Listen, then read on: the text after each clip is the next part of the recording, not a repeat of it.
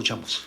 Muchas gracias, Guía. Pues miren, vamos a hablar de una de las épocas, de los tiempos más interesantes de la historia de México, que es la independencia. Y para conocer la independencia hay que ver pues los factores externos e internos que dieron origen a este movimiento. Si nos vamos un poco atrás del inicio de 1810 y que termina en 1821, fíjense que es muy curioso, pero cuando llega Colón acá a América era 1492, y antes de 1492 pues habían pasado más o menos 1300 años de historia en donde las civilizaciones en México y en Centroamérica, porque pues, se extendía la población más allá del territorio ahora, la de la cultura maya, la de la cultura maya, pues tenía un sistema de ciudades muy interesante con un sistemas de gobierno, de organización social, de recaudación de agua, de comercio, las pirámides que tenían, el sistema matemático que tenían los mayas. Era unos pueblos progresistas y realmente y astronomía. O sea, vivíamos en esos años en este México Tenochtitlan con un avance en construcción, en organización. Claro, había un centralismo, porque de México Tenochtitlan pues había el control en cuanto a las demás poblaciones. Algunas estaban adheridas, otras pues de alguna forma no. Estaban sometidas. Exactamente, sometidas. Y en ese escenario, y hay que explicarlo, porque luego dicen, oye, pues, ¿por qué tan pocos españoles lograron la conquista? Bueno, pues por esa división precisamente, por esa extensión territorial tan amplia que tenemos en México y por esa división política que había, ¿no? Entonces llega en 1492 y en 1521 pues prácticamente se consuma la conquista. Y pasan 300 años, fíjense, 300 años exactos, también es algo muy anecdótico para que no se nos olvide.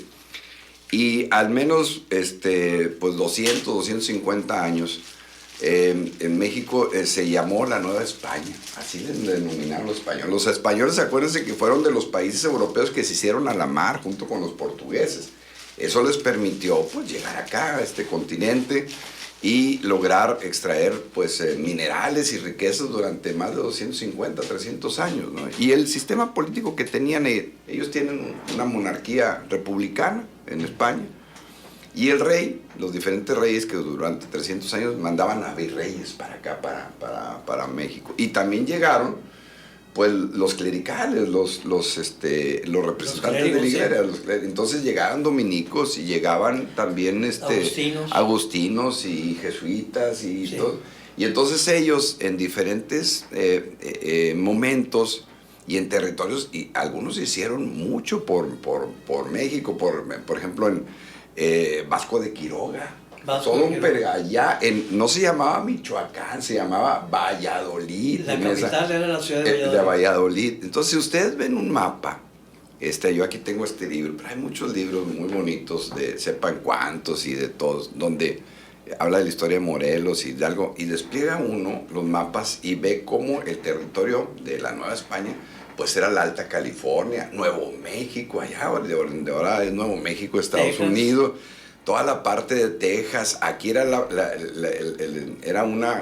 todo San Luis, Tamaulipas, Nuevo León, y Texas estaba junto, era el mismo territorio. Era Coahuila. Exactamente, y luego ya existía Yucatán. Yucatán existía desde el principio como Veracruz, porque cuando llegan los españoles, llegaron el día de la verdadera cruz, y luego se le quedó el nombre de Veracruz. Pero esa era en ese México. Entonces la presencia de los virreyes, la presencia de los clérigos, la potencia española durante 300 años hizo que mantuvieran esta hegemonía. Pero en el siglo XVII y XVIII empezó una época en Europa de la Ilustración y de las reformas borbónicas, y esto fue lo que de alguna manera empieza a gestar estos movimientos de independencia, que hay que decirlo, no fuimos los primeros que empezamos la independencia, porque cuando esta Ilustración, llamemos de 3 personajes solamente franceses, de Voltaire, de Montesquieu y de Rousseau, que empezaban a escribir. Por ejemplo, Rousseau decía: el hombre ha nacido libre y en todas partes está encadenado. Es verdaderamente libre aquel que desea solamente lo que es capaz de realizar y que hace lo que le agrada. Pueblos libres, recordar esta máxima. Podemos adquirir la libertad, pero nunca se recupera una vez que se pierde. Así como Rousseau, en su Contrato Social, que hemos hablado de ese libro, y muchos franceses, ingleses, incluso españoles, en esa época de Ilustración ya estaban hablando de la libertad, de la propiedad privada, de la educación, y de derechos humanos. Entonces la gente empezó a decir: a ver, yo no debo por qué estar sometido a un virrey, a un rey, a un gobierno que me limita a mi crecimiento personal y a la sociedad. Y eso fue las causas externas que empezaron. Pero fíjate que ese pensamiento no lo tuvo la base indígena, era el pensamiento de los criollos o novohispanos, que ellos ya se sentían en otra patria, ya no sentían vínculo con España, al contrario, se sentían sometidos por España. A ver, maestro, recordemos las castas que había en eso. Los peninsulares. Eran los primeros. Esos son los primeros, que eran los españoles puros. Nacidos en España, ¿verdad? Que habían venido a América. Y luego ya esa combinación de criollos y luego mestizos, ¿verdad? Sí. Que ya era y luego los indígenas puros que quedaron. Sí. Y también hay otra parte, los esclavos. Acuérdense, amables radioescuchas, que la esclavitud campeaba en Europa, en Estados Unidos, y teníamos muchos, por eso hay esta mezcla de razas que hablaba Vasconcelos en su Ulises Criollo. Teníamos muchos esclavos africanos y también asiáticos. Entonces, esa era la guerra de castas, esa es la división, lo que dice el maestro Mondragón, en el sentido de que no todos le entendían a esta parte de la ilustración, porque además poca gente también sabía leer y no tenían acceso a la literatura. Por eso el movimiento de independencia pues lo hicieron los clérigos, pero los clérigos medios, no la alta jerarquía clerical. No. O sea, Hidalgo, Morelos, Matamoros, que eran sacerdotes, pero eran sacerdotes de las pueblo, parroquias de pueblo, que lidiaban y platicaban con la gente en Guanajuato, en Michoacán, en Valladolid, en esta parte del país donde se gesta el movimiento de independencia, precisamente por esta ilustración. Y también por otra parte, se dio en 1776 el movimiento de independencia en Estados Unidos, de las 13 colonias, y ya con estas ideas de la ilustración. También la Revolución Francesa en 1786, también ese fue otro antecedente externo. Y la llegada de los Borbones. Y la llegada de los Borbones, que empezaron a hacer esas reformas. Hasta la fecha, ¿eh? Hasta la fecha, sí. Borbón. Sí, ahora, 1808 a 1813. Es bien importante que recordemos estos años, porque en 1808, el gran Napoleón Bonaparte pues ya estaba con sus guerras allá en Europa, tratando de quitar el despotismo, el absolutismo, y pues se invadió España. Y el rey Fernando VII depuso el poder, y su papá también. Entonces le entregan a Napoleón Bonaparte el control político de España en 1808. Pero inicialmente no la conquistan, no la ocupan, sino piden permiso de cruzar por España. Se suponía que nomás iban a cruzar para después llegar a Francia y a los demás países. Y a Inglaterra. Ajá. Pero luego ya mejor se queda. Sí, claro. Es cuando surge el personaje de Pepe Botellas. De Pepe Botellas, que era el hermano, que era muy afín, para decirlo en forma elegante, a la actividad etílica, ¿verdad? Sí. O sea, le gustaba mucho tomar. Por eso era Pepe Botellas. Exactamente. Y lo deja ahí Napoleón. Y entonces, pues esas noticias llegaban acá, a la Nueva España, acá con nosotros, y decían: oye, pues ya se están los movimientos de independencia y en otros países, vamos a quitarnos el yugo. Y por eso la genialidad de Miguel Hidalgo, que hay que decirlo, no fue el precursor del movimiento de independencia. Hubo un personaje, Francisco Primo de Verdad, que era síndico de la Ciudad de México, uno de los que hizo un movimiento antes, en 1808, precisamente en ese año, pero fue inmediatamente sometido, ¿no? Y ya en las reuniones de los guadalupanos con Josefa Ortiz de Domínguez y Miguel Domínguez en Querétaro, ahí es donde se juntaban Allende, Aldama, Abasolo y Miguel Hidalgo. Y entonces ahí es donde se empezó a gestar el movimiento de independencia.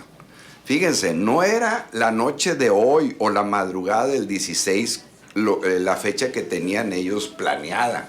Era el 2 de octubre, maestro. Era el 2 de octubre, no, octubre. Ayer estuve checando ese dato y los libros que consulté, me sale esa fecha, del 2 de octubre, porque siempre luego hay dudas. Por ejemplo, las arengas de Hidalgo. ¿Qué dijo? Hay muchas versiones, pero hay una muy, muy clara. Decía, viva Fernando VII. Sí. Fíjense la genialidad. O sea, él decía, a ver, nosotros necesitamos aquí un virrey, no queremos la invasión francesa, vamos a luchar para ganarse parte de los seguidores de los españoles. Y luego saca el estandarte de la Virgen de Guadalupe. También porque prácticamente, y todavía hasta la Constitución del 24, era una obligatoriedad ser católico en México. Y guadalupano. Y guadalupano aparte, ¿no? Entonces saca este estandarte y esta arenga, y ahí empieza el movimiento de independencia, porque él reúne al pueblo y los llama contra los gachupines, que es lo que sí. Y los gachupines era una forma despectiva de llamar a los españoles, ¿no? Entonces, eso fue lo que dice Miguel Hidalgo. Pero fíjate, Ramiro, hay otro factor muy importante también externo. La promulgación de la Constitución de Cádiz, la famosa PEPA. Claro, maestro, eso fue en 1812, la Constitución de Cádiz.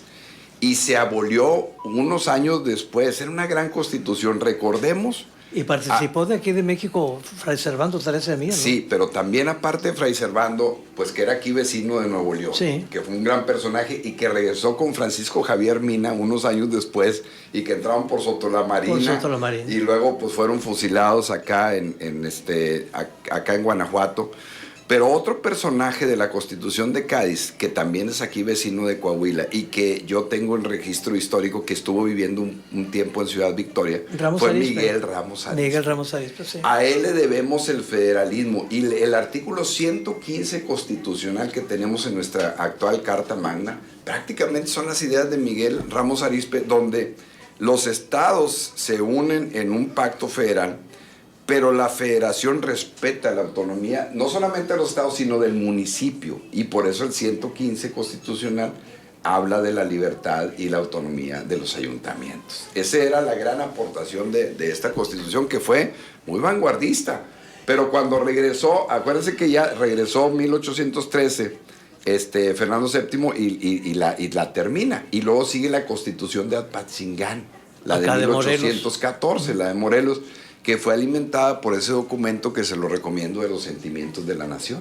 Y ahí prácticamente Morelos hablaba mucho de la abolición de la esclavitud, que estaba en el artículo 2 constitucional ahora, en donde decía, si una persona, teniendo su condición de esclavo, llega a pisar el suelo mexicano, por el solo hecho de que llegue y lo pise, es libre.